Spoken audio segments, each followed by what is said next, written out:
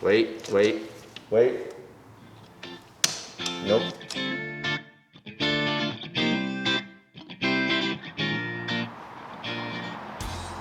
Hi, this is Jeffrey at J1 Homes. You can see this house looks immaculate from the outside. It is recently remodeled, so you expect the house to be moving condition and in great shape, right? But that is not quite the case. And as these days, there's some poor craftsmanship. So I want you to come on in, check out some of the things that are seriously wrong with it. It's a good laugh, but also if you're looking for your own home, something to look out for as well. Come join me.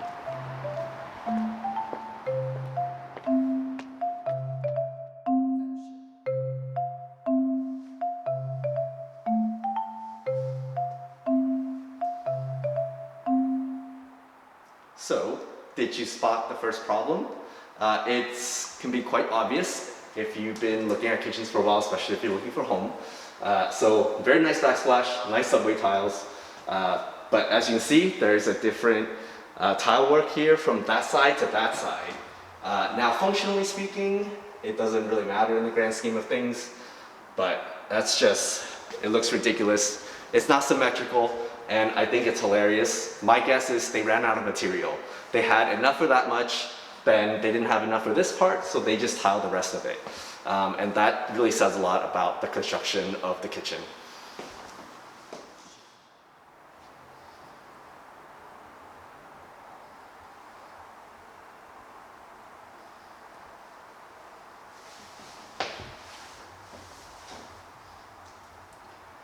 Beautiful appliances, right? Brand new stainless steel, looks super high end.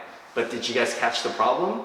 It's really small, you might have missed it, most of us would, but please do check out the nice cut or error of a cut at the very top of the drywall.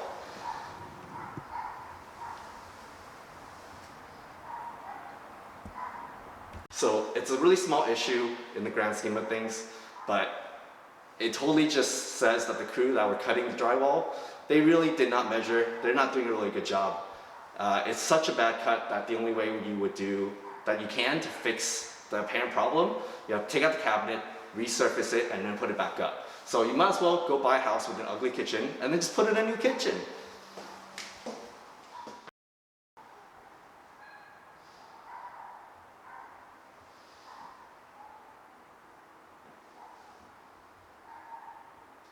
So, beautiful floor, right? Well, come check this out. Look at that nice gap for you to keep all your loose change. So, hole in the wall seems like a big issue, but actually in the grand scheme of things, not so much. Put a cover on top and it will generally hide the hole, but my problem with this is now I see how big the hole is and how poorly it was cut in the first place. You're gonna have to find a pretty big outlet cover in order to really cover that up.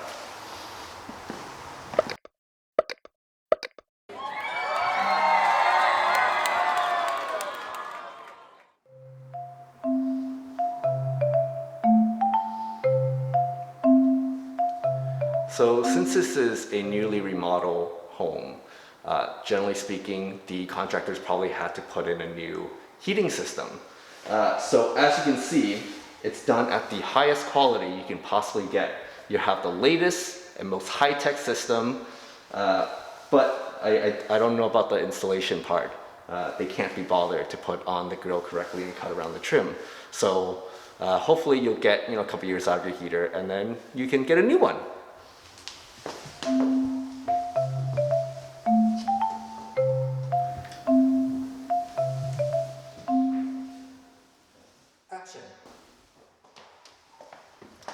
So welcome to the downstairs portion of the house. It's a really nice split level. You get a little bit more space downstairs, access to the garage, and then also your maintenance area for your plumbing, electrical, heater, water heater.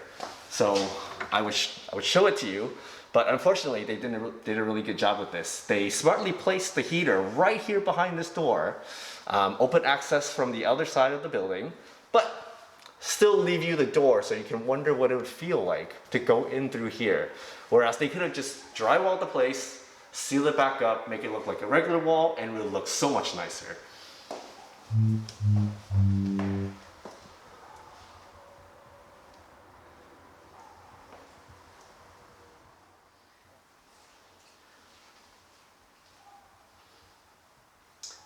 you like these fancy closet doors that are clearly used to be one whole door, cut in half. Couldn't be bothered for custom doors, but you have a closet with the door. It looks wonderful.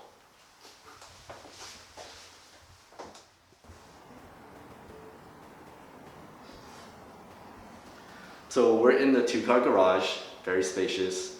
I wonder if you saw the multitude of issues just a moment ago.